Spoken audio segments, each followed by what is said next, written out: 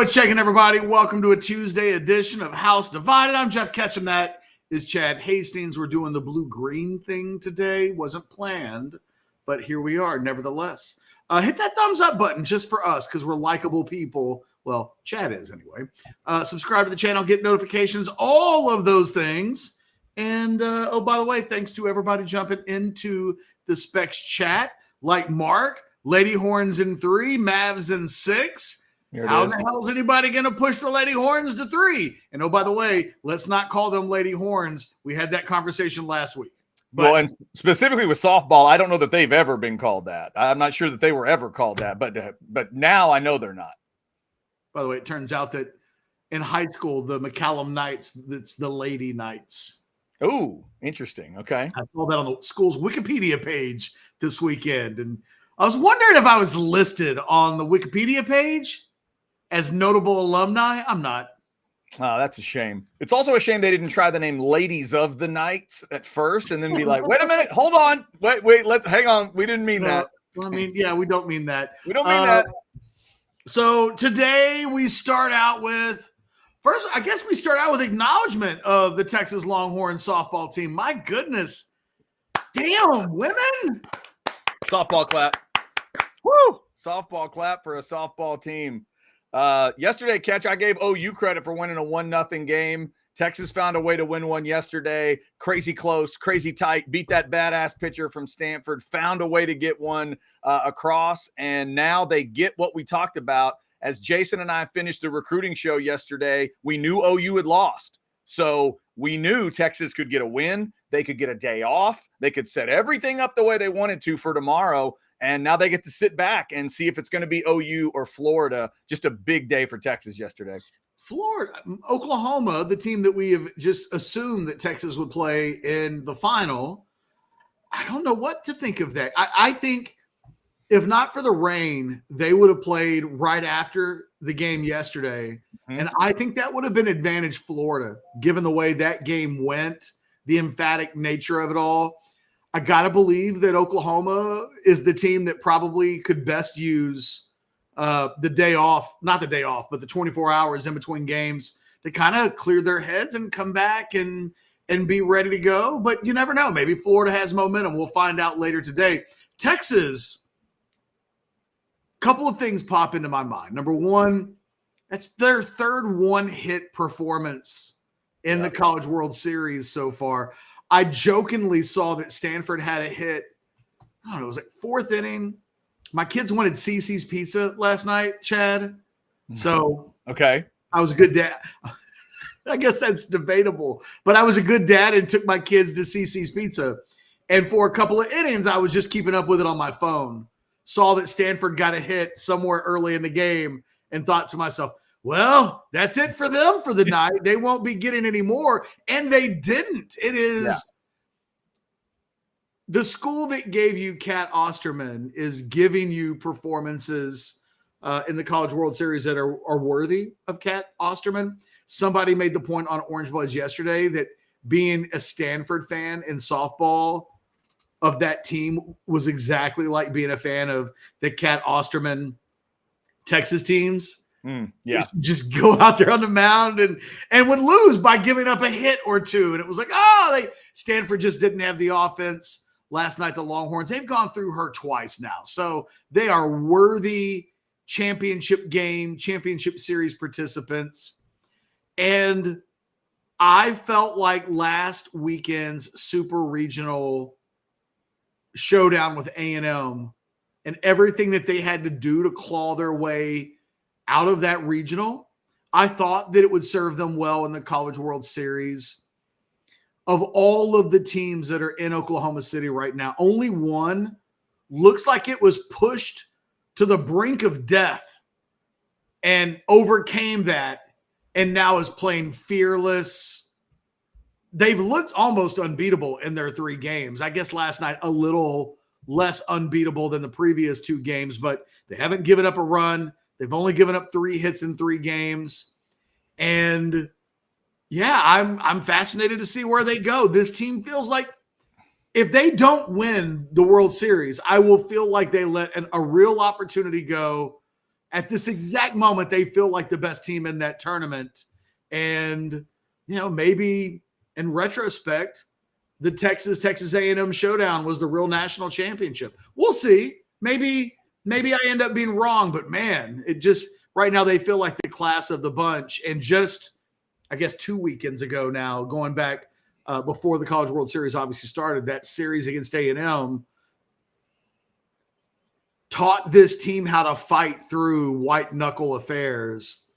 And maybe that's been a little bit of an advantage for them in this tournament so far, is that when you're able to overcome the big deficits, the back and forth nature of what happened with A&M and Texas in softball just a couple of weekends ago, it's prepared them really well for this moment, maybe in such a way that they wouldn't have been here without it. I really felt like in real time that survival would be critical for them in Oklahoma City. And, they've been so dominant so far that maybe it hasn't been, but, they look like a team that has gone through the ringer and came out the other side better for it. And, good luck to any of the teams trying to take on this Texas softball team. They have had it cooking. By the way, Mark, $5 super chat. Other than Reese, what UT coach would you want to be coaching with the Natty on the line? Sark, Vic, White, other? Vic. Thought on this, Chad? Vic comes to mind. We'll see how Coach White and the crew does, but I'd trust Vic Schaefer. If I got a big moment, I'll trust Vic Schaefer. Out of that group, if I don't know anything else, I love the tenacity that his teams play with, and in a championship setting, I'll absolutely trust it. I think we'd be doing a big disservice not to mention Jarrett Elliott's name in this conversation. No doubt. He's reigning national championship team. He's back to back. You think about what they've done. They've been in the finals 3 of the last 4 years, and they've won championships back to back in the most recent seasons. And I always feel like when I'm watching the Texas volleyball team, I don't always know the moves. You know what I mean? Like when they start moving pieces around and things like that. I don't understand that part of volleyball.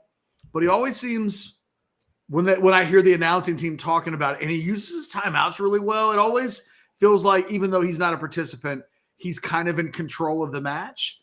Can't count Reese anymore. He's not the swim coach.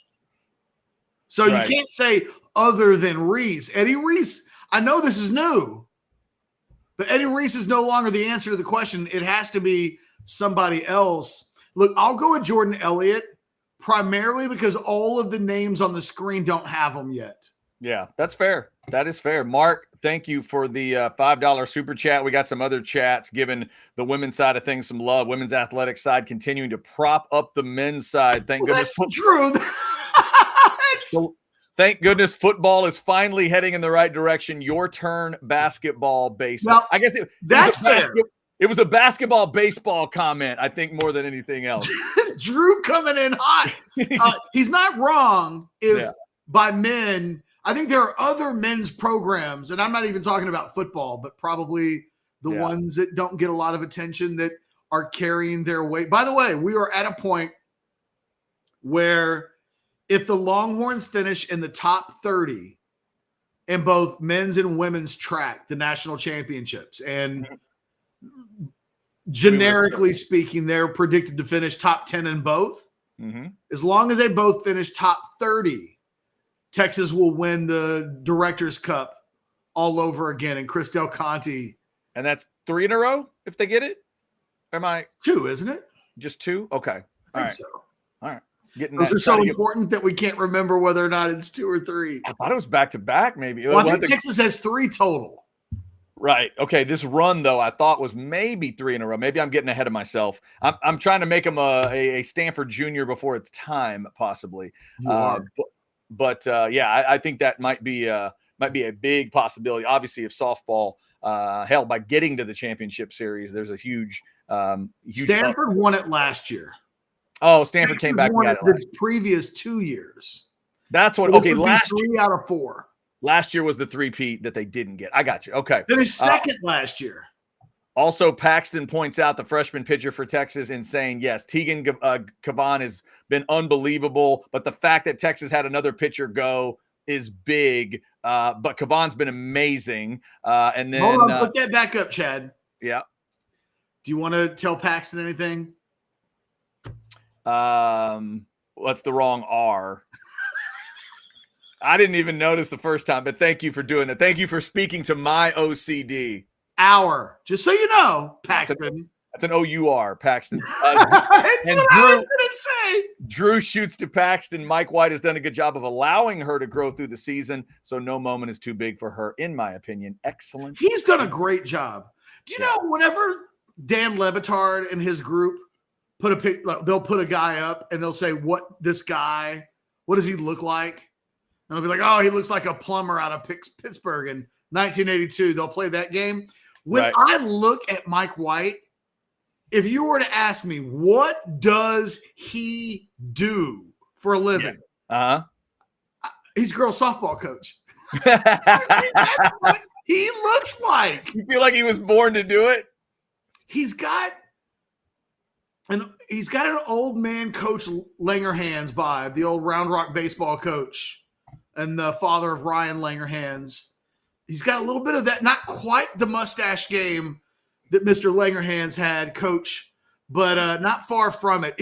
He looks like he coaches softball. I think you're right. By the way, Catch, here's a good excuse from Brad. We don't like to spell words with OU. Brad, that is an excellent attempt to get somebody out of the problem, whoever that was. That's a great attempt, but come on now. Volleyball clap for that. Volleyball clap for that attempt, but you're not Ohio State. Let's not hide from letters that are actually in words. Let's not do that. Volleyball clap was challenged last night by softball clap because that second baseman for Stanford commits the error that leads to the game-winning run for Texas. Right. And her teammates picked her up with enthusiasm and clapping, and even to the point where they showed the camera to her, and she was clapping for herself.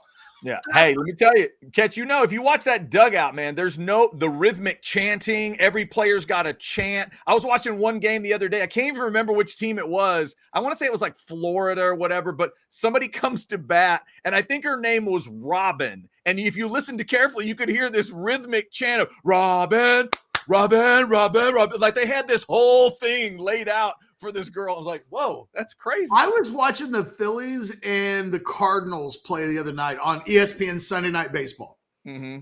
And they did the thing where they mic up the player in the field while he's fielding. Yes, I saw that.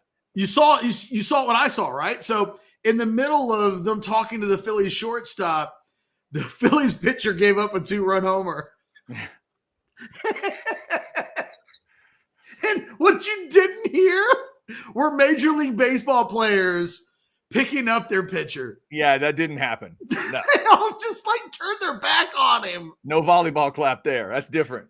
That's a very different world. So to see that happen in the softball game the next night, it did stand out. I love women's athletes. Women athletes are the best. They are so good to each other. Yeah, and that was another example. She ultimately committed the error that led to their season ending, and those women were still there to support her. They're just better people than we are. We are, as men, that is not how we instinctively act. Nope, not at all. That's a good call. Good call. All right, almost to exemplify that, we do have a Jeff Ketchum rant on the way today for the show. Now, before we get there, I think it would be appropriate to tell you about one of our great sponsors, because breathing is very important when you're ranting. Catch, I want you to breathe. I want you to be breathing in and out as I'm talking about sinus and snoring specialists. If you're not breathing well enough to give rants, sinus and snoring specialist is your place. If you're not sleeping right, if you're snoring, if you got sleep apnea, if you've got bad allergies, they can get rid of all of that. Over 20 years of experience with ear, nose, and throat. And Dr. Slaughter's been doing this a long, long time. He's got more options than a lot of others have because he's double board certified in ear, nose, and throat. So that means He's got surgical and non-surgical options. It's not cookie cutter stuff. They are going to curtail this just to you and your needs. They're not going to get you something you don't need. They're going to find out exactly what you need, just like they did with me, like they're doing with my wife, like they've done with so many other people. Let them know you heard about it here on Orange Bloods Live and get to breathing better. Sinus and snoring specialists feel clear, healthy, and rest better, feel good, and get ready for any rants you might have. All right, Catch. Breathe in, breathe out. Woosah. What do you got for the people today? The thing is, it's a really good discussion. But I would say for the better part of the last decade plus, I have made it. It's not even a silent ambition. Everybody knows that I do it, that I've tried to turn recruiting into a discussion that is much less pseudoscience and as much science as it can possibly be. And I realize it is a pseudoscience. That is exactly what recruiting is. Nothing, oh boy, did you hear? We got a 4-star running back. Oh, yeah, like it's the greatest game of deception. It's a shell game. It's one of the greatest that has ever been played on American sports fans. I've tried to break this down so that we can think about these things through a little bit of science, through a little bit of math, through data, try to learn things, understand the values of things. So I'm on Orange Bloods. Chad, one of our best posters, one of the best posters on orangebloods.com is Space City Wrangler. Mm-hmm. I love the guy. I've been in his presence numerous times. Very smart, articulate fan, knows what he's talking about. But we were talking about defensive tackle recruiting. And it's my contention that defensive tackle recruiting is not where it needs to be because Texas isn't really involved in any super blue chips. And the data shows overwhelmingly how valuable those guys are. His contention is, hey, if this thing goes according to plan, Texas will sign as many as 4-star defensive tackles. And that, in his words, would be the perfect defensive tackle class. And I kind of, this is one of these teachable moments. Mm-hmm. I wanted this incredibly smart person Mm-hmm. to understand, no, it's not perfect. That in order to have a perfect defensive tackle class, it has to have a 5-star level prospect. And in recent years, we're talking Ashawn Robinson and Ed Oliver and Malcolm Brown. They don't come around all the time, but when they do, the Tommy Harrises of the world, more times than not, they are spectacular. You know, it's the Seinfeld episode. They're real and they're spectacular. And so I don't think you can have a perfect class unless you have at least one of those. It can be good. It can be very good, but it can't be perfect. The only way that you can have perfect is if you have a near perfect prospect. So that got me to thinking, this is a good exercise for Orange Blood subscribers. Oh, here we go. So I created a poll. And in the poll, you had 2 options in terms of you can choose the defensive tackle class that you want. You can take option A is a 4-man defensive tackle class. But matter of fact, both of these options, 4 defensive tackles in each class. Class A has a 5-star and 3 3-stars. High, mid, you name them, whatever you want. They're 3 3-stars. Mm-hmm. A 5-star and 3 3-stars. The other class consists of 4 4-stars. None of them super blue chips. All of them ranking between 100 and 250 nationally. Okay. The obvious answer should be A. The obvious answer is that and for those that need the numbers, more than 77% of 5-star defensive tackles from the state of Texas have been drafted NFL players. It's as sure thing as they get. The only thing that keeps the number from being 100% is someone who may have gone into Japan and shoplifted. I won't associate names, but there was an OU player that once upon a time had a career that was off to a good start, get sidetracked for some sticky fingers in Japan, if I'm not mistaken. That was a shame because he had a great name. Loved that name. Damn shame. Other than that, it's perfection. You get down to the non-super blue chips from the state of Texas, and the percentages are 8.3% for mid 4 stars, 5.9% for low 4 stars. Strangely enough, the high 3 stars are at 14.6. So oddly, if we're talking about in-state players and I gave you a 5-star and 3 3-stars, the 3 3-stars would all historically have more value than the 4 stars. So, Chad, I feel like I know there's math. Mm-hmm. I know that a lot of you entered today's show thinking I was told that there would be no math. The thing is, as things currently stand, more than 405 people, or I guess exactly 405 people have participated in this poll. And 52.3% of them want the 4-man defensive tackle class with 4 4-stars. Wow.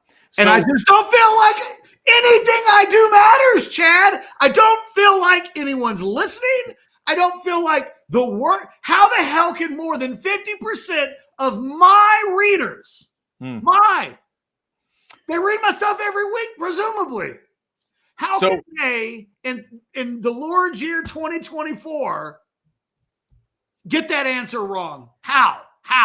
Okay, so after all this time, obviously you would assume they're familiar and comfortable with you, but we would also assume you're comfortable with them. If they're doing it to spite me, Chad. If they're making the argument, though, what is the argument? If they're just doing it to spite you, then there's no argument, maybe. But what is their is the argument that the total class feels better to them, and that's why you do that?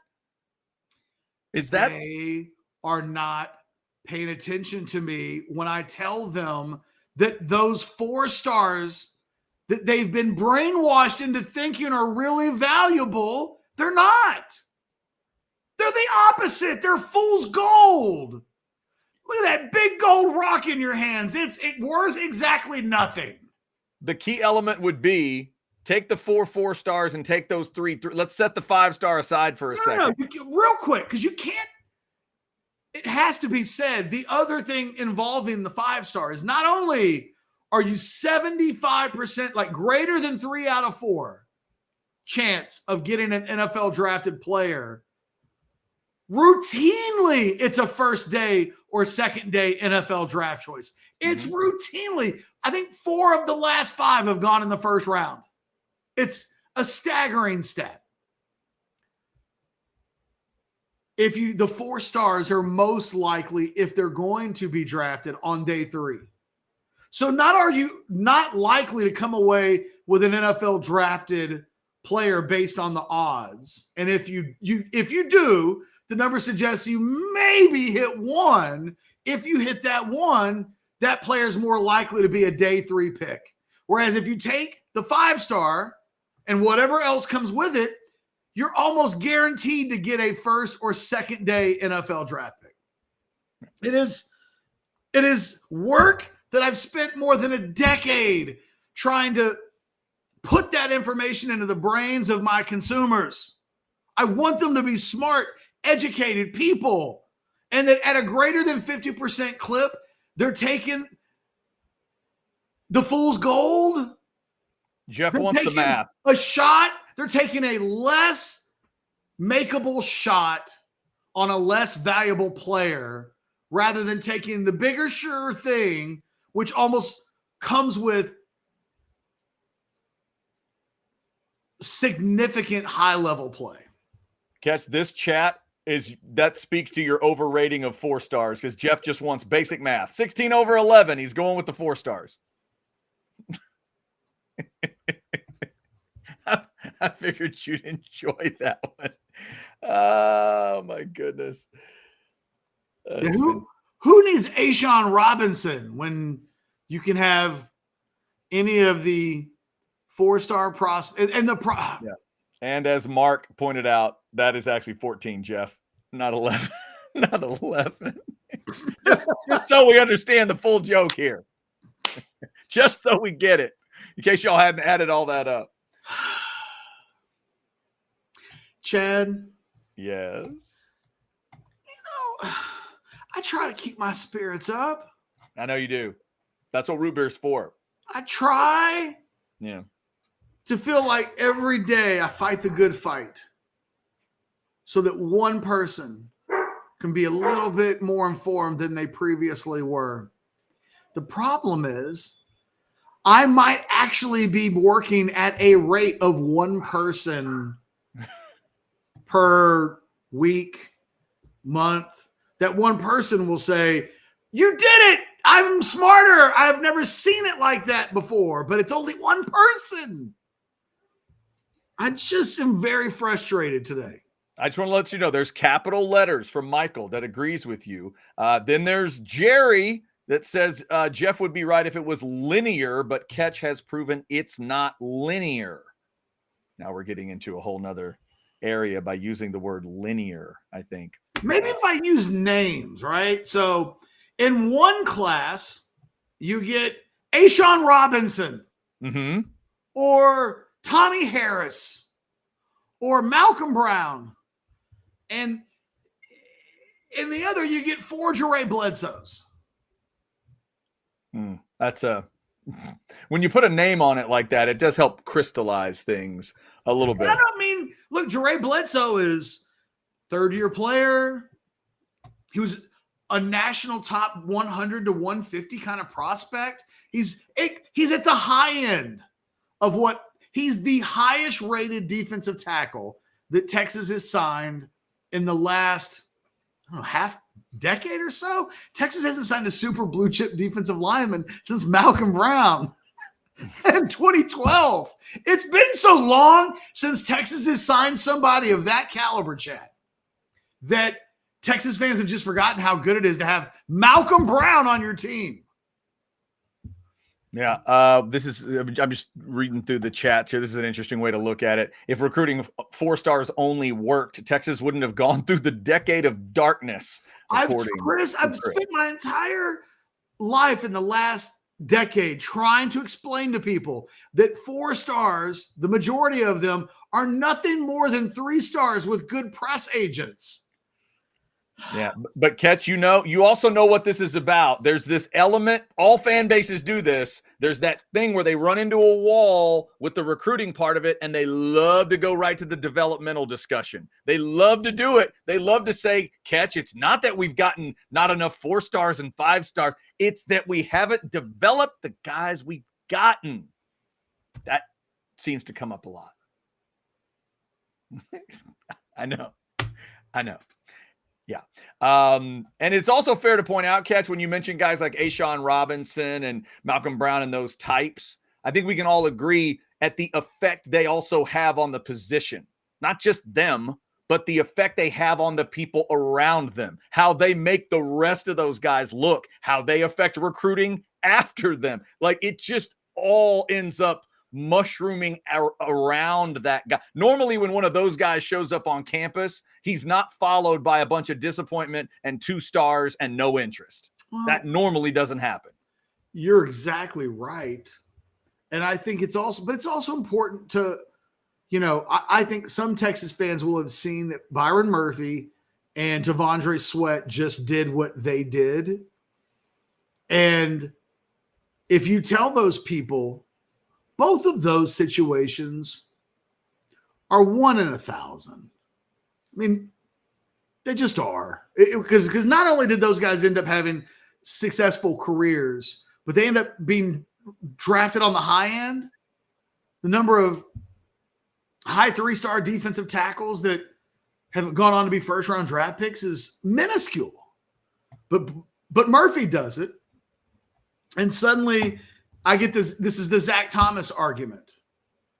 And I've told you this. I think I've even mentioned it on the show in the last couple of weeks that in the early 2000s, because of the success that Zach Thomas had, parents of 5'10" all-district linebackers who weren't being recruited flooded my inbox.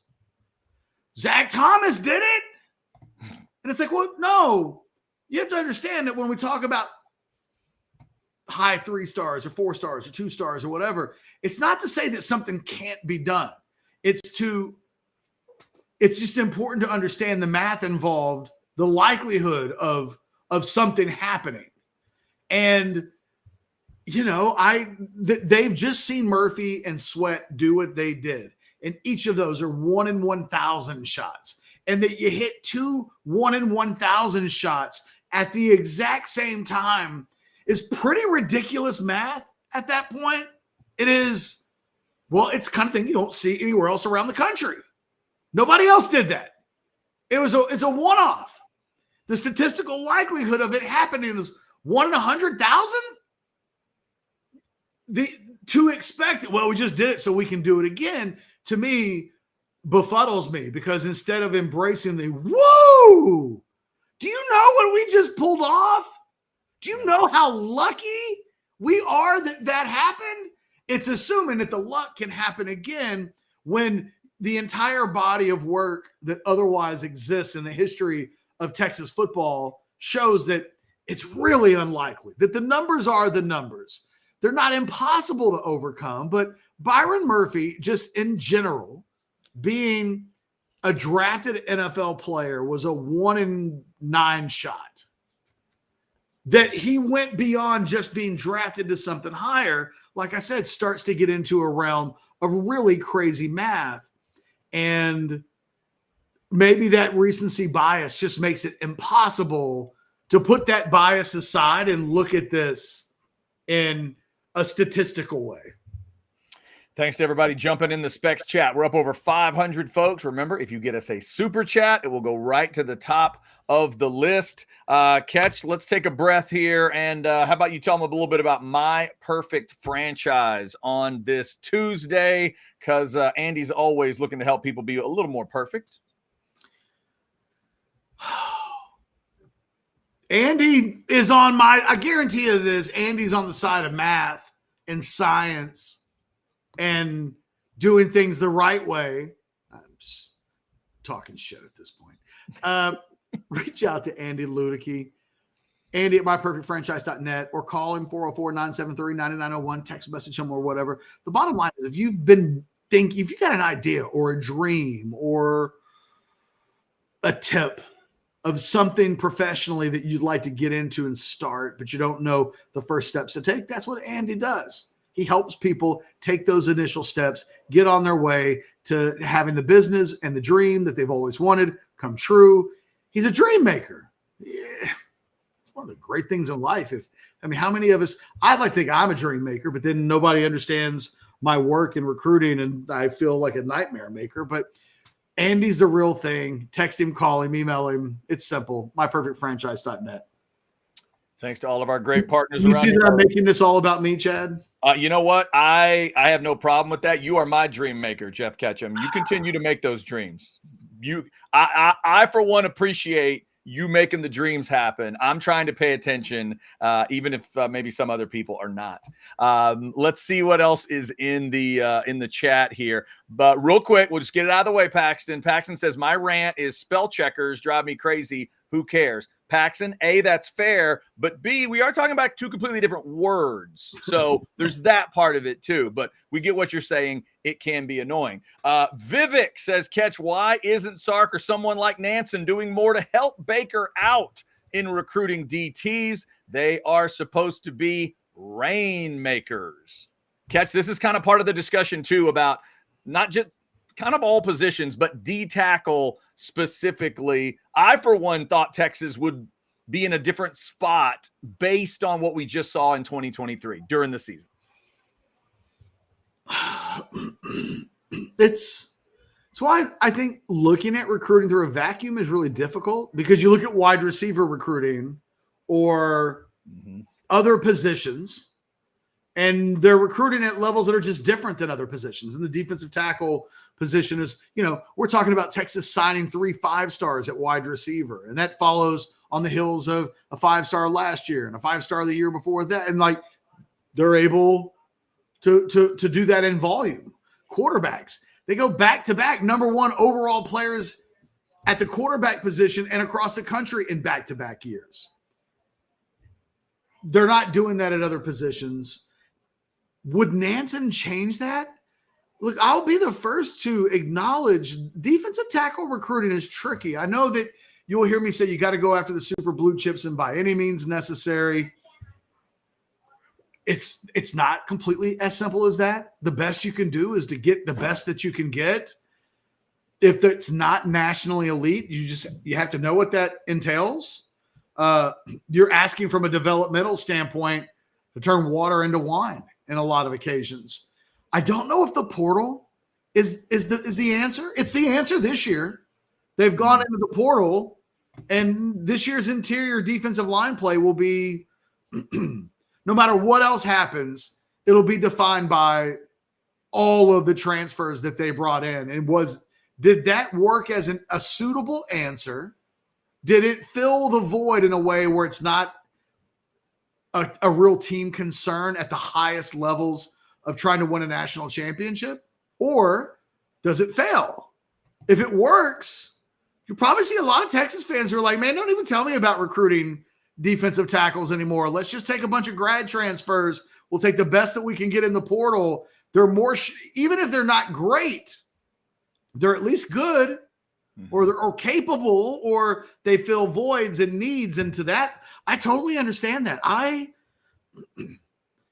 This is a really complicated question that I don't think it has an answer to, because I'm seeing things like that where Steve will say, well, Michigan had a great D-line with 3 stars and 4 stars for 5 years.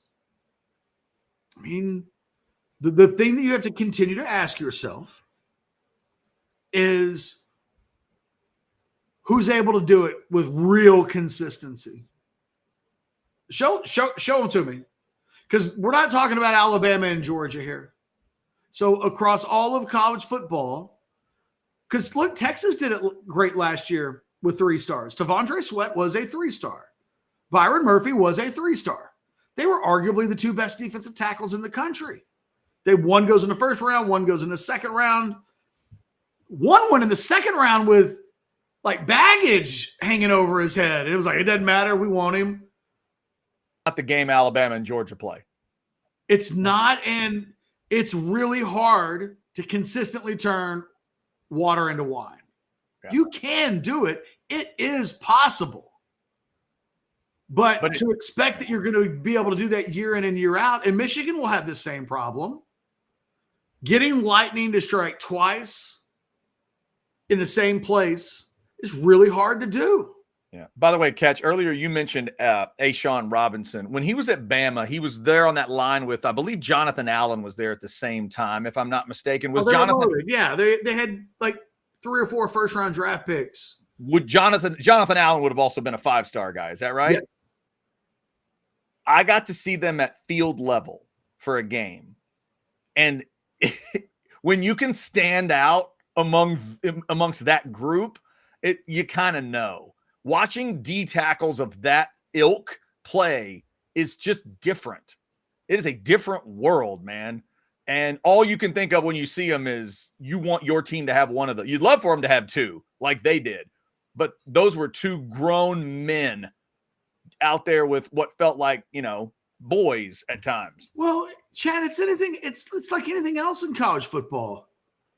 Oh, Lincoln Riley was able to take a walk-on and a couple of 5-stars and turn them into Heisman candidate winners. Like, it can be done. And it's like, well, you have to stop taking the most extreme example of success.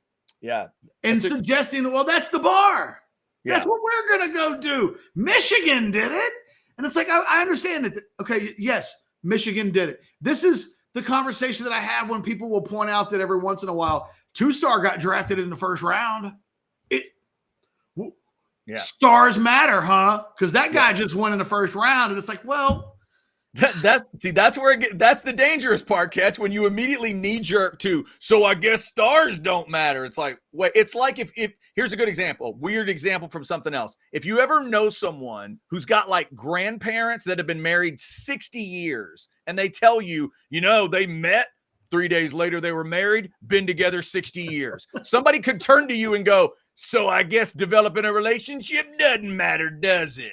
I guess time, it's like, well, that's a really extreme case. But in most cases, if you marry someone after 3 days, you're probably not going to be married in 60 years, just on the math of it. But people do freak out. They love to do. And in fact, ultimately, Sweat and Murphy are part of why the freak out is there, I think, with Texas fans. I don't know that you should look at it, Catch, as you didn't teach them something all these years. I think Sweat and Murphy might have tried to they've like melted their brain a little bit as 2-3 stars that just did that. So then they want to go, well, maybe the whole star thing doesn't matter. And it's just, that's where you can get. People want to paint me into a position where they think I'm saying that Byron Murphy can't happen. And it's no, there's a world of possibilities as long as we understand the mathematical likelihood of the thing that we're asking to happen.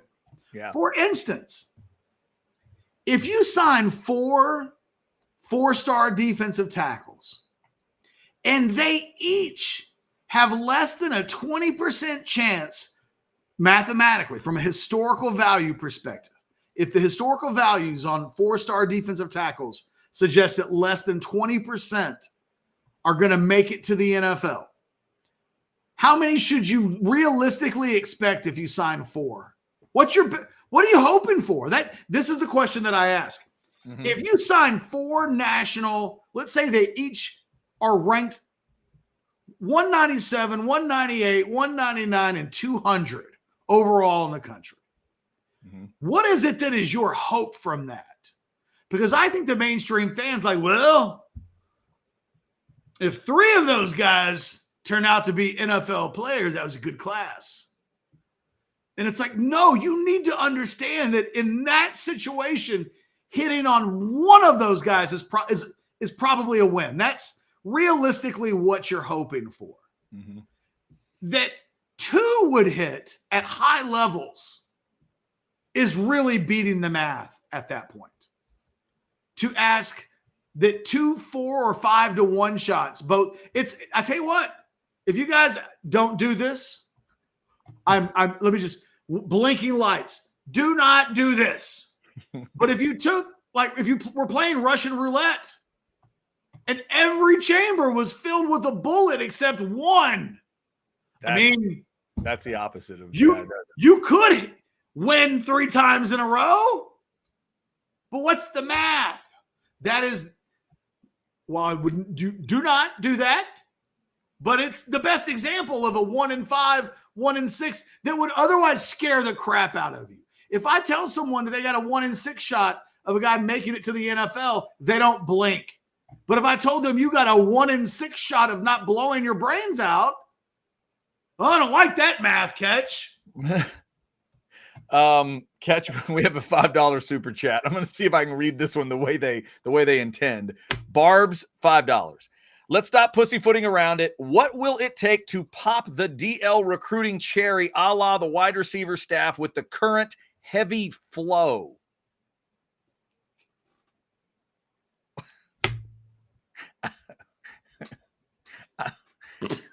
I told him yesterday, if they pay money, we'll put it up there, Catch. So the thing is, put it up there.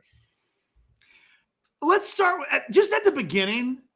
Pussyfooting around that's not used enough. So well done, Barb. Yeah, we don't use that. We should be using that more. That's good old phrasing. I like that. It's great old phrasing, but then you just went a little bit more less subtle. Yeah. Got a little crass at the end. Barbs, I don't know how to answer that question in any way for you. Yeah. what's it going to take? It would help if one of these big ass warmonger defensive tackles came from the state of Texas. That is not happening this year, which complicates the matter. Yeah, you're saying the state itself is not producing. It's not that they're not coming to Austin. You're saying Correct. The state of Texas doesn't have them. If you're asking what will it take, that would help. Right. It would help if the best defensive tackle or one of the top 2 or 3 in America just happened to be from the state of Texas. Then you got to make sure those bastards in College Station don't sign him. Because that's happened. I mean, look, state of Texas produced a 5-star defensive tackle in the last couple of years. He went elsewhere. Right. So, the same thing almost happened to Anthony Hill. We talk about things like, man, you got to get these 5-star linebackers. Well, Anthony Hill committed A&M. And if Texas doesn't flip him, then you're in one of those cycles where it's like, well, it's hard to get an Anthony Hill. When they show up, you have to get them. When they're not around, you have to go elsewhere to find them and land them. And Texas has never done that ever. They in the history of the Rivals rankings, the highest out-of-state defensive tackle prospect, highest ranked, they've signed one national top 100 guy, DeAndre Christmas-Giles. Remember him? I do. From that class of 2016 from Charlie Strong, that is essentially the question that I'm asking you. Would you rather take one 5-star with some guys thrown in, or would you rather have one DeAndre Christmas-Giles, Chris Nelson? Let me real quick go back to that. God, you talk about adding names to it, Chad. This will do it. Let me just pull it up. Okay, you put 2016. I tell you what, while you're looking, you're gonna pay a bill. Let me play the specs deal real quick here, so you can get it straight there. We got a couple chats coming up as well in the specs chat. Specs same-day delivery can save the day with our Specs app or online shopping. From world-class wines to hard-to-find spirits and craft beers to gourmet foods, delicious snacks, and spectacular sweets. It's Specs. Cheers to savings. All right, going back to 2016, is that what you said? This was the Charlie Strong, I'm just going to sign a bunch of 4-star type guys, and the defensive tackle problems will be solved. Okay. That included DeAndre Christmas-Giles, national top 100 player. That included Chris Daniels. That included Marcel Southall. That included Gerald Wilbon. Oof. It would have included Jordan Elliott, but he transferred. So, Chad, the math says 1 out of 4 or 5 of those guys will hit. One did. But he transferred to Michigan or Missouri or wherever the hell he went. He transferred. He hit, but he hit somewhere else. He hit somewhere else. And that left Texas with Wilbon, Southall, Christmas-Giles, and Daniels. Yeah. But the math I keep telling you is you would expect one guy to hit. And in that case, Jordan Elliott hit. And he wasn't an All-American. He was a good player, though.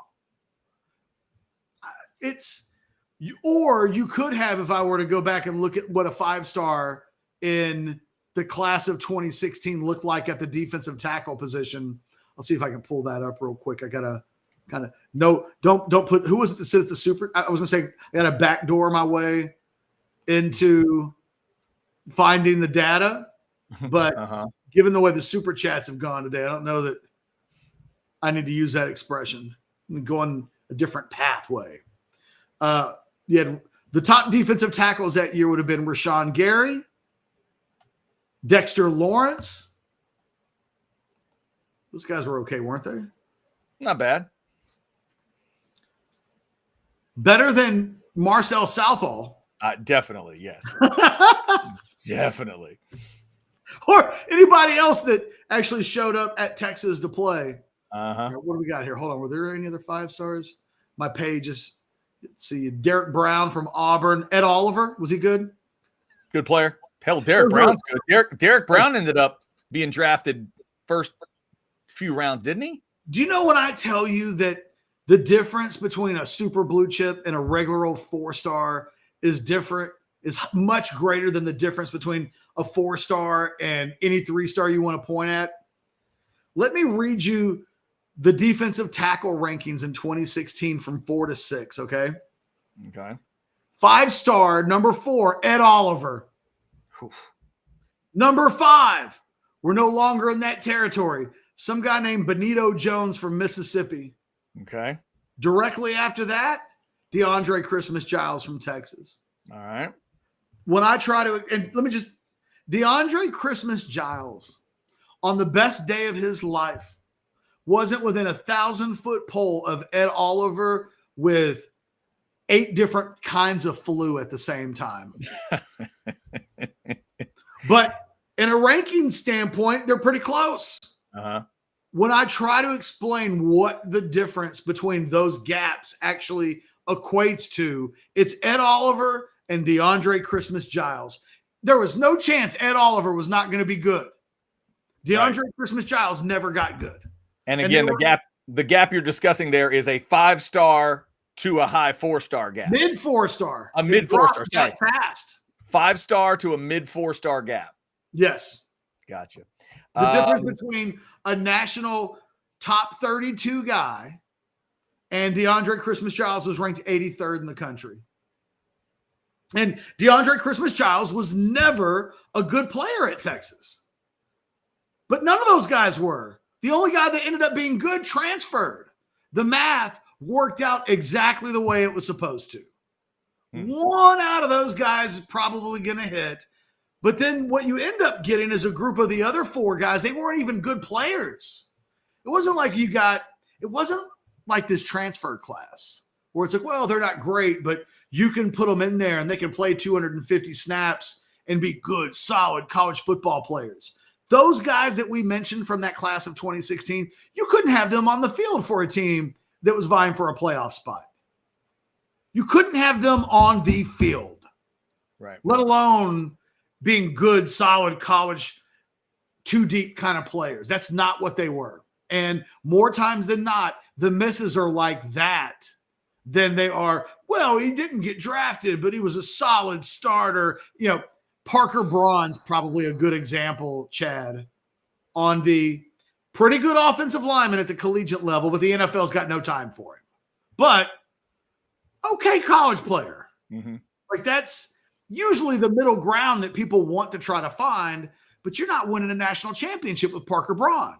You've just got a good, solid player on a team that's pretty good. Yeah, and certainly Texas fans are not looking for pretty good. The margins that we're talking, Texas is trying to win a national championship. That's the conversation that we're having. Mm-hmm. This isn't, can Texas win the Big 12? This isn't, can Texas make it to a major bowl game? This is the expectations of this team outlined by more than 86% of people that we polled just a couple of months ago was they have to not only make it to the playoffs, but they've got to win at least one game. This is the discussion that we're having. What type of players do you have to do that consistently? This isn't, hey, you can win 9 games if you just recruit pretty well and develop. We're talking about the thinnest margins that define whether or not you hoist trophies at the end of the season or you don't. And if Texas becomes one of these teams that's always good enough to be 3rd or 4th in the SEC, but can't ever quite be better than Georgia consistently, we're going to look at things like, well, they don't recruit as well as Georgia in the interior of the defensive line. And we're going to say, that's a big difference. How does Texas close that difference? And you're going to remember that old Catch and Chat had this show, and we talked about it, and too many of you weren't listening. Mm-hmm. Up over 6. Ran over, Chad. Ran over. Rant over. Somebody thinks that somebody took your Rogue away. We're just double checking. Do you still have your Rogue today, Jeff Ketchum? Do you still have your Rogue shop? You may need it post show. May need a little Rogue Post or right now. Look, Teta makes a great point. Mm-hmm. Who did take my Rogue away? What I should have done was, Calgon, take me away. As soon as I saw the results of that poll. Mm-hmm. Yeah, there it is. There it is. That's all he had to do. Would have been a totally different show if this had happened at like 11:54. Would have been a totally different experience. Okay, I'm good. Buy or sell is going to be mellow as hell now. Thanks to all of you in the Specs chat. Hey, did you Google Mary Washington or Martha Washington after the show yesterday? You know what? I did not. I'm so sorry. I'm terribly sorry. Oh my God. I know. I didn't do my homework. I apologize. You didn't type in Mary Lincoln naked? I didn't. No, I definitely didn't do that. I definitely did not do that. We want to thank not only Rogue Shop, but all of our great partners around here, including AV Consultations. I'm going to call them the 88 Club today because I've told you they've been around since 1988. It's 88 days till kickoff. Ketch and I are both Cowboys fans. So we've got an 88. We grew up with an 88 named Drew Pearson. Some Cowboys fans are Michael Irvin 88 people. The younger Cowboys fans right now, well, some of them were Des Bryant people, but now they are, why can't I remember my man's name? I just lost his name. What is his name? D something. Ketch, what's his name? Say his name. Thank you, CD Lamb. Why did I have D in my head? I was going to call him DD Lamb. CD Lamb. Apparently, I've been doing some Rogue Shop today. That never happens to me when I take Rogue. That's what happens. 88 for one more year is CD Lamb, but he's on the last year of the contract. Whatever 88 you love, make sure you can see it clear in HD. Clearly, my idea for this spot has gone really well. They've been doing it since 1988. 255-8678. Get in touch with them. They can get that setup you've always wanted. For your Cowboys, for your Longhorns, whatever. Longhorn fans, you're 88 days away from Colorado State. Plenty of time to get it all set up, and they are the absolute best to do it for you. Thanks to them for being one of our great partners around here. Let them handle every detail, including buying the TV itself, because they can get better deals than you can at AV Consultations. All right, Ketch, anything else left on your rant today?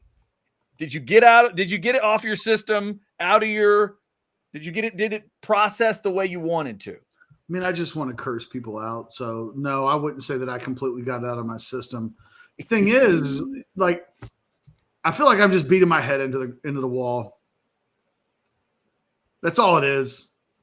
This is exactly how I felt when I tried on Orange Bloods to convince people that Zendaya was good looking. And I was posting pictures of her from challengers. Like, look how fucking sexy she looks in underwear. And guys are like, looks like a 10-year-old boy to me. That's how I feel. Yeah. The guys who were trying to tell us she was mid. I couldn't believe that one. Zendaya's mid. It's like, well, no, look at this picture of Zendaya. Are you telling me that this is mid? Yep. That's how I feel, Chad. Well, we're having the Zendaya conversation, and I've just got more people than I can tolerate telling me that Zendaya is mid. Here's the one thing I think you got on the way, Ketch. Maybe you didn't think this was going to help you along, but I think there's help coming, and it is the SEC. I think the truth of this conference is going to be interesting to watch. To me, it's been a line of scrimmage conference for a long time. Some other things have changed about it, but if you don't block and tackle well in the SEC, you get exposed, and it usually happens fairly quickly. You're adding Texas and OU to the mix now, but week in and week out, like, these teams are being tested at the line of scrimmage like really no other conference can. Maybe you could argue at times the Big Ten has those, but I don't know if they have them week in and week out like the SEC does. So maybe in a couple years, your argument and your conversation here is going to crystallize when we get to see Texas go through a couple of 2-3 full cycles of this in the SEC, when you're trying to defend those teams week in and week out. And is the team you're facing elite? No. But do they have a badass offensive line and can run right at you? Yeah, they can. And if you don't have good defensive tackle play, really good defensive tackle play, it's going to be noticeable. So we'll see. We'll see what it looks like when Texas goes through it a couple times. All right, Ketch, you about ready to buy or sell here, or is there anything else we need to hit? Oh, God. Zendaya's mid. Whoa. As I said the first time it was mentioned, somebody please get me to mid. Where can I get an Uber to mid? If that's mid, good grief. That's like if somebody told me they thought, I think Usual Suspects is an average movie. Well, line them up then. Show me more average movies if that one's average. Good grief. Mid. Mid what? Mid goddess? What are you talking about? That's unbelievable. All right, before we get to that point, my goodness, mid. Let me tell them about something that's not mid, Catch. Taste on Main ain't mid. Taste on Main is not mid. This is the place I'm going this weekend. We're celebrating a birthday, and we're having the brunch for the first time, 10 to 3. I'm out there doing the research for you people to find out is dinner good? Sure. But what about the brunch? Is it good? I'm going to go find out. 10 to 3 on Saturdays and Sundays. They've got beignets on the menu. I'm trying to decide between a smash burger or a BLT for the menu item. Both of those looking pretty good to me. Their drinks are incredible. I've shown you the Sam Elliott's mustache whiskey drink. I think I might have to have that again coming up this weekend. Taste on Main right there in downtown Buda. It is an awesome steakhouse with that great casual vibe. You don't have to worry about a dress code. You don't have to worry about it being too stuffy. It's really a cool, comfortable atmosphere right there in downtown Buda. A couple different bar areas. One outside, the Treehouse Bar is awesome if you want to go check that out on the outside or just hang out on the inside like we normally do. It's going to be a fun time this weekend for us. It can always be a fun time for you at Taste on Main. And again, shout out to Hay City Store and Taste on Main. They'll be our presenting sponsors at SEC Media Days in July up in Dallas. Cannot wait for that. I don't even understand. We got to get that off the screen. It just makes me sad. Catch, are you ready to buy or sell? I mean, I'm as ready. I'm making my questions up today. So okay, you want to go first? You know what? I'll just go ahead and go first. All right, hit it. And I have no idea what you have. So forgive me if my spur of the moment questions. It's okay. Buy or sell number 1, Texas softball. They've got the feeling of an eventual national champion. Yeah, I'll buy that. They have the feeling of an eventual national champion. Until OU's out, I'm picking OU. But yes, they have the feeling of a national champion. I think they're going to have to prove it against OU, though. Wow. OU is the Ric Flair for you of college softball.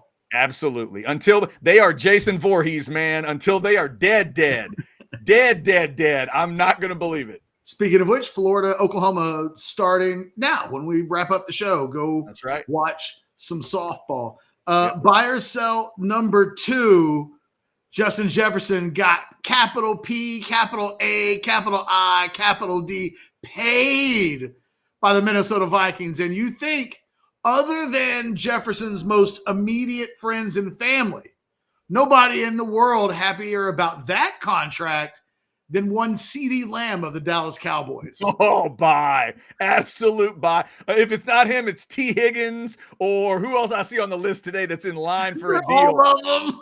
Dude, they're lining up. Yeah, CeeDee Lamb was dancing a jig when he heard that story. Absolutely. 88 is thrilled. He doesn't give a damn it's his last year in Dallas. He loves what just happened. Buy or sell number 3. I just saw this headline. The Joker withdrew from the French Open due to a knee injury. Did you see that headline? I did not see it. So that literally, I think, just happened. Buy or sell, that makes the men's side of the French Open for you more interesting now that he's gone. Oh, definitely a buy. I mean, he's that dominant force. Interesting. He kind of blamed the court for that injury that he's saying they didn't not doctor the court. They didn't take care of the court well enough or something. But yeah, with him out, it opens things up. And I'd have to take a second look at the draw, but I guarantee you there's not another guy in there that's going for his 25th, Grand Slam. So yeah, that really opens things up on the men's side, and it definitely makes it more interesting. I'm not a Djokovic fan, so it does make me want to watch now. Did you see last night that the Philly fans gave a standing ovation to Rice Hopkins, former player from the Phillies? Yes, I saw that. The Brewers color crew or the play-by-play guy admitted to getting goosebumps and like choked up by it all. Yeah, Buy I or sell? was amazed. Buy or sell? Phillies fans' reputation for being complete douchebags, slightly overstated. Yeah, I mean, I have to buy after that. I was shocked, just shocked. I thought they might give him something mild, like, hey, whatever, but they really got into it. They did. The man hit like a home run against them, and even though the game was in hand, it wasn't like it was 10-0 when he hit the home run. I think it made it 3-1 or 4, something like that. So to give him that love was impressive. Phillies go on to win the game. So maybe they're just buoyed by how good their damn team is right now. That's part of it, but they did show some class. So I'll give them a little bit of deference there for the first time pretty much ever. I think what Philly fans do understand is how big of a pain in the ass they can be. So there's a code, right? And if you can get through the code and live by the code, they will forever respect and remember you. Mm-hmm. That if you can go 5 or 6 years and not fuck it up with some because there's so many ways you can be stupid, right? Yes. If you can just play hard and not be stupid, they're going to give you your flowers. Yeah. I think that is the one thing. And by the way, I see we do have a couple of super chats, so don't worry. Hooked on the horns. We're going to get to that.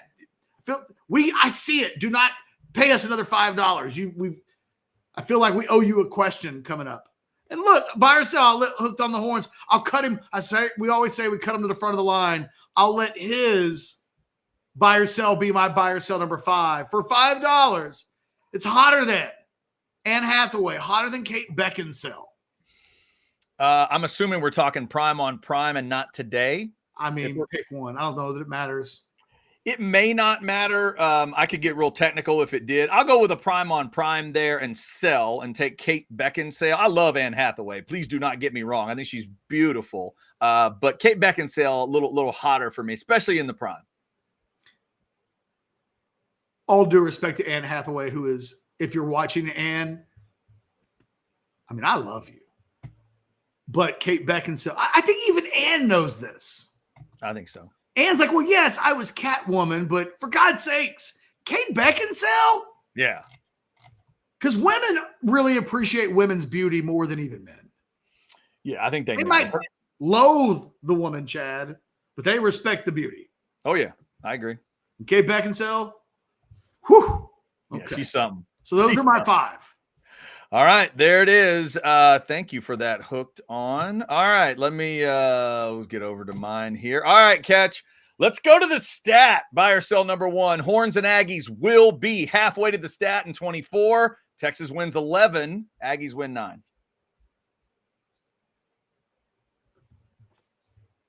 And remember, you get the bowl game if you need it. No, I know. The thing is, I don't trust this A&M team. But the schedule's not daunting. I have them at 8-4, and the bowl game could very well make them 9. I'm right in the middle. I'm going to sell. Okay. I'm going to sell, but if in 6 months from now this question pops back up, just remember I was really on the fence. Like it wasn't like a snarky. Oh, there's no. I'm really on the fence long enough that I hesitated greatly. Yeah, I got you. All right, Catch, let's go to softball, see what you think about it. Are you on the 9? Where are you at? I think if they beat Notre Dame, they get 9. So that's the game. That's my gut feel of it. I don't think they can get to 9 without winning that game. I think that game is critical. You win that one, I think the momentum could be there to find 9. And yes. You're 50-50-ish on that game, kind of, sort of? I mean, I might scoot it above 50 because it is at Kyle Field. I might get it to, who knows, maybe it's a 55 or a 60 by the time. I'm at 8.5 and you're at 8.6. Yeah, probably. Fair enough. Yeah. Okay. Somewhere in there. Buy or sell number 2. You think OU bounces back in softball today and beats Texas for the title? Buy. It's Oklahoma. It's Oklahoma in Oklahoma City. I favor the Longhorns to win the whole damn thing at this point. I think they are in a little bit of maybe I'll feel different about I think Oklahoma's going to get there, and I have tons of respect for Oklahoma, but they seem slightly more vulnerable right now than Texas. Mm-hmm. Texas feels completely locked in, and Oklahoma feels like it could lose today. So now I think they're going to win, but I go into this giving Florida a lot of respect. I mean, how could you not after last night? It sounds like I'm selling. I think Texas wins the title. I was going to say, it sounds like you're selling here, not buying. All right, we'll see if Texas can make you look smart. And again, Oklahoma and Florida going right now in that elimination game. Catch buy or sell number 3. Just checking. Stanley Cup Finals start on Saturday. You can name the teams. Come on. Well, Edmonton beat Dallas. Very good. Very good. Edmonton is one of the teams. And Florida beat the Rangers. Well done. Good job. Volleyball clap for the hockey guess. Excellent job. Florida and Edmonton. And the last time a Canadian team won the Stanley Cup, 1993, the year I graduated from high school. Jesus. That is crazy. Chad, we got a dinger. What happened? Who hit a dinger? Florida, top first inning, 2-0 over Oklahoma. Come on. 2-run rip to start the game for the Gators. And okay, Florida, you have our attention. Kudos to Florida. They got beat up on the block. They got run ruled. And they've come back from being run ruled and are giving Oklahoma everything they can handle. How about that, Texas fans? Your soon-to-be Chomp sisters from Gainesville, trying to make it really interesting today. Keep an eye on that one. All right, Catch, let's get to some birthdays here. Buy or sell number 4, Dr. Ruth turns 96 years old today. You would take sex advice from that 96-year-old legend. Why not? Sure, it's Dr. Ruth. Dr. Ruth made it to 96. She's the foremost expert on sex. Whatever I think I know at the age of 48, she's twice as old. Yeah. Twice as old as me. Right. I mean, she's no doubt had sex in her 70s and 80s. So if nothing else, she could tell us today, Chad, when you're 70 and you're trying to get it on with the old lady, this is what you should use. Like, I don't know. I have no idea. Yeah. Hey. So there's no doubt that she could give me advice that I could use. I agree. God love you, Dr. Ruth. You helped teach me about sex on the radio years ago when nobody else was doing it. So thank you. Happy 96 to you. And finally, Catch, let's go birthday on birthday, hotter than, prime on prime. Angelina Jolie, hotter than Bar Raffaelli. Oh, my God. Yeah, man's game. They share a birthday today. I'm going to sell. Yeah, you probably should. If people don't know who Bar Raffaelli is, go look it up. There aren't many that could take Angelina down in this discussion. My initial reaction when you said Angelina Jolie was, what are you even going to throw out there that's going to compete? And you did. Yeah, it's exactly what I did. I saw her birthday and I went, oh, cool. Happy birthday to Angelina, 49 today, 10 years younger for Bar Raffaelli. But when I saw Bar's name, I went, oh my God. And I double checked the pictures and I thought, yeah, we are talking about super hot, mega hot actress versus like world-class supermodel. So anytime the supermodels are in it, you got to give them their love. I agree with you. I think it's Bar. I think she is the Bar in this discussion in 5 different ways. I think she can beat Angelina in every category. Yeah. I think we all know we're not insulting Angelina. Like you went supermodel. Yeah, there you go. Happy birthday to both of those beautiful women today on a Tuesday. There it is. There's your buy or sell. Any other super chats that rolled in there? We have like 3 or 4 super chats. Excellent. Okay, I saw the Anne Hathaway one. Let's make sure we grab these. Okay, wait, here we go. Let's get this one in maybe from Jay. $5. If NFL rate on 4-star D lineman is 20%, oh Lord, here comes the math. Then in your example, one of those four would make it, just as the one 5-star would make it, but their 3 stars wouldn't. Well, okay, so Jay, there's a lot to that. Let me answer it the best way that I can, Chad. Okay. 1, the 20% rate on 4-star defensive linemen. is probably inflated a little bit here, Chad. I'm going to send you a little graphic, okay? Mm-hmm. And then if you can load it up into the system, this will be helpful. Can you do that for me while I'm answering this question? I just sent it to you. So All right. I'm going to show you, Jay, in a second that we're using the 20% as a very generic example, but the math actually isn't that strong. So yes, if the NFL rate is 20%, then the example that 1 in 4 would make it. Yes, most likely that 1 in 4 would make it. Although if it's 20%, there's still as great of a chance as that you won't hit than you will. It's not like 1 in 4 means you're 80% to have a guy. It just means you got 4 20%. And even then doesn't get you to a hole. Just like you wouldn't have a hole with a 5-star either. There is a percentage chance that they won't make it. The difference, though, on the 4 stars and the 5 stars is in the overall quality. So your one hit on the 4-star defensive lineman is most likely to be a day 3 pick. Your most likely hit on a 5-star is that it's a day 1 or day 2 pick. As I mentioned, if you go back and look at the defensive tackles from the state of Texas over the course of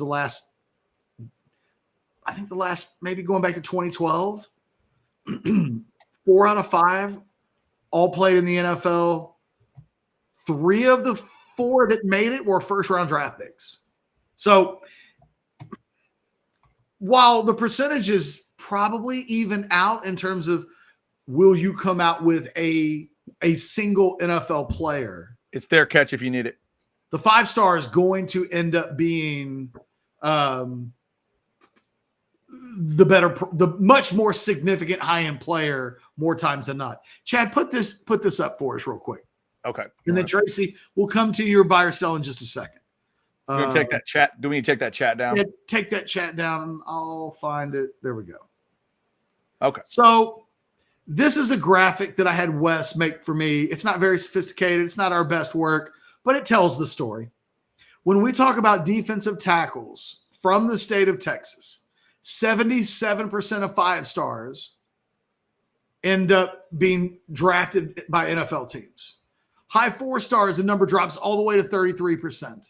The number falls off a cliff from there.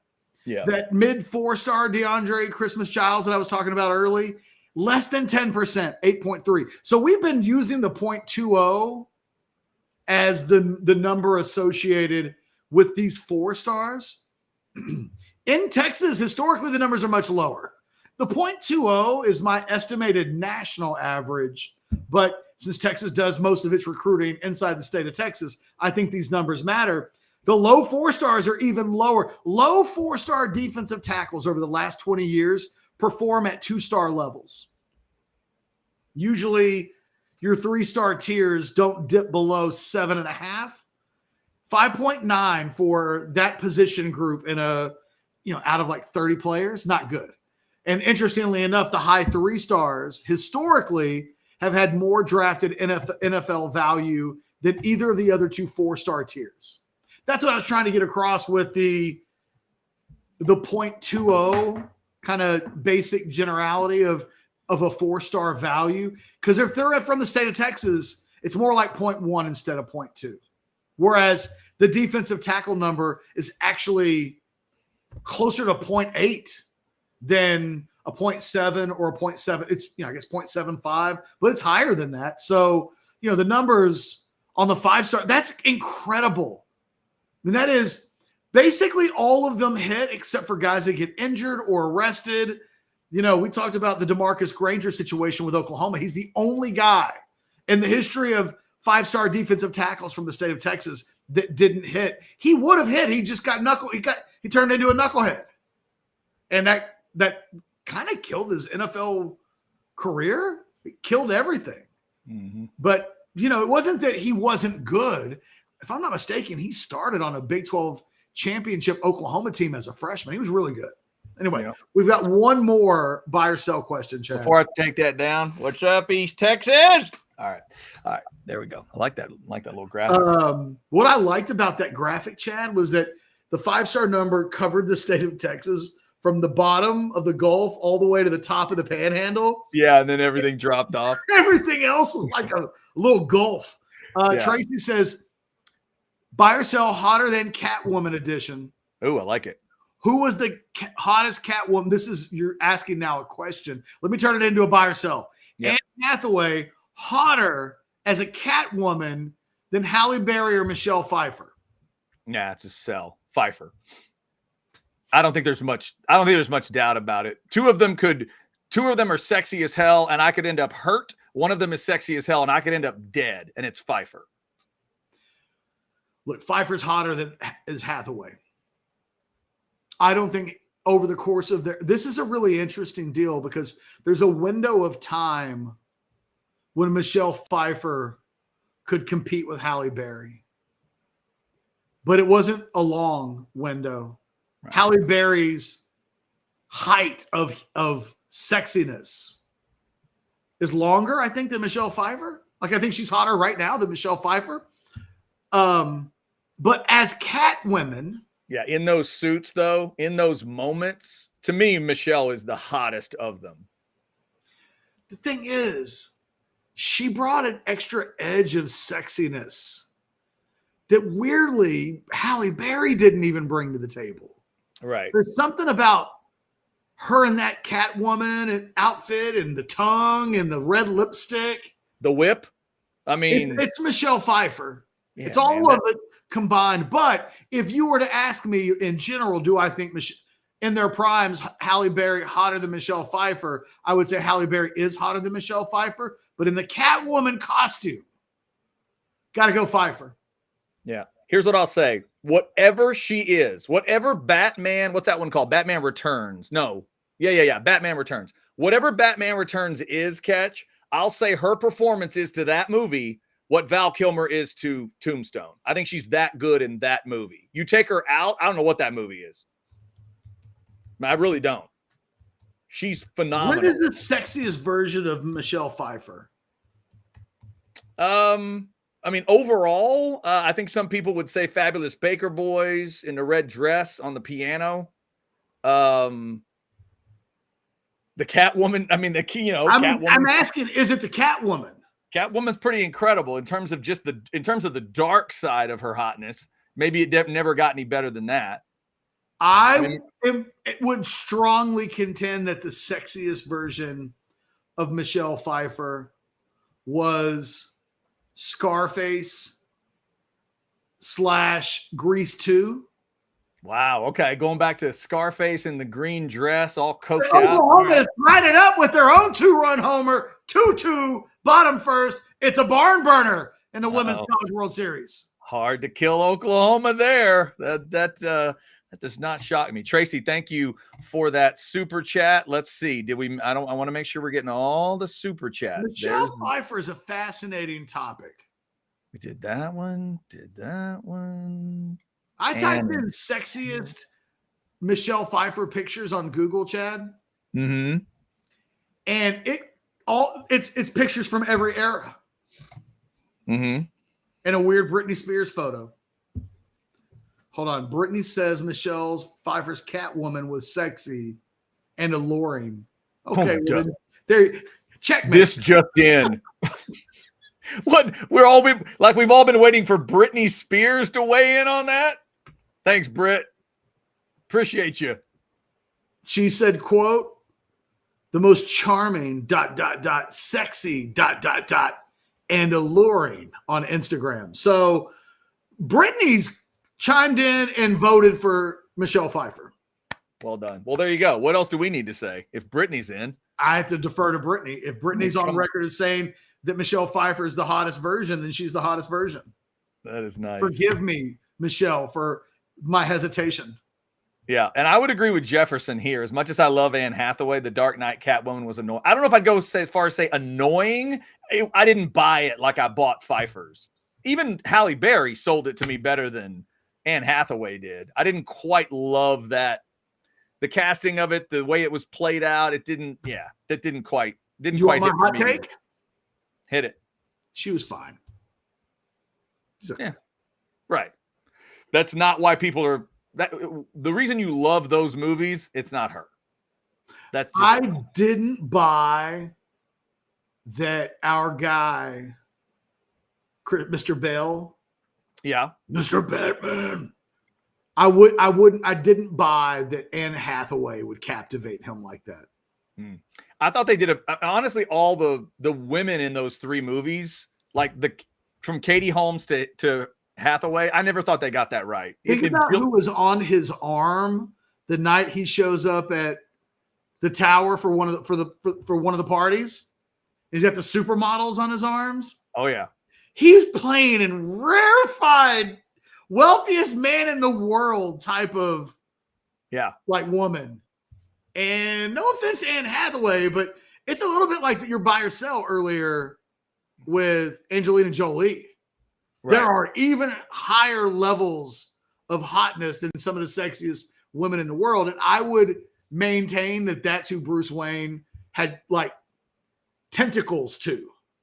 I don't know that once you've gone there that Anne Hathaway is sweeping you off your feet in 5 seconds. Yeah. Now, acting wise, I thought they got some pretty good performances, but it's just in terms of really grabbing.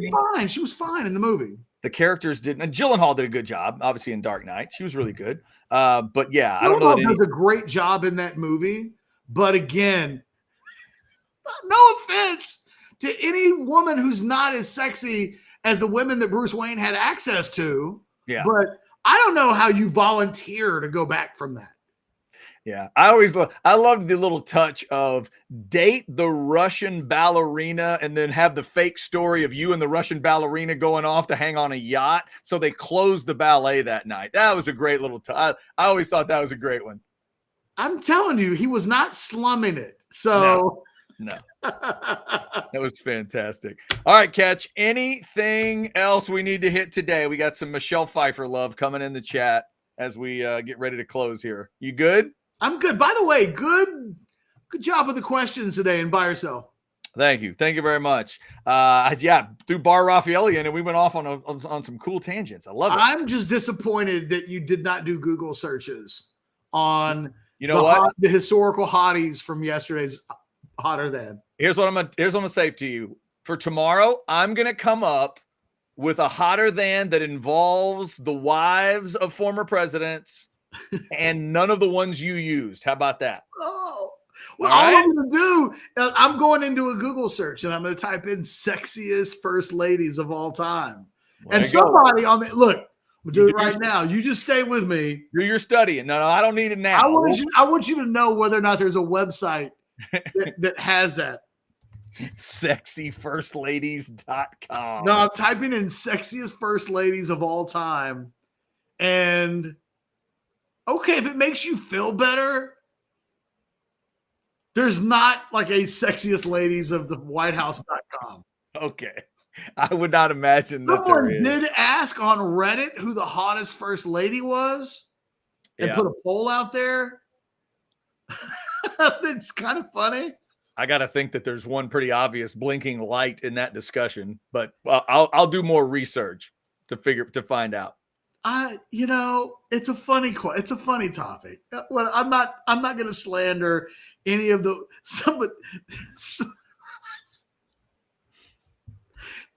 I don't want to say it. Just go. Just close up shop.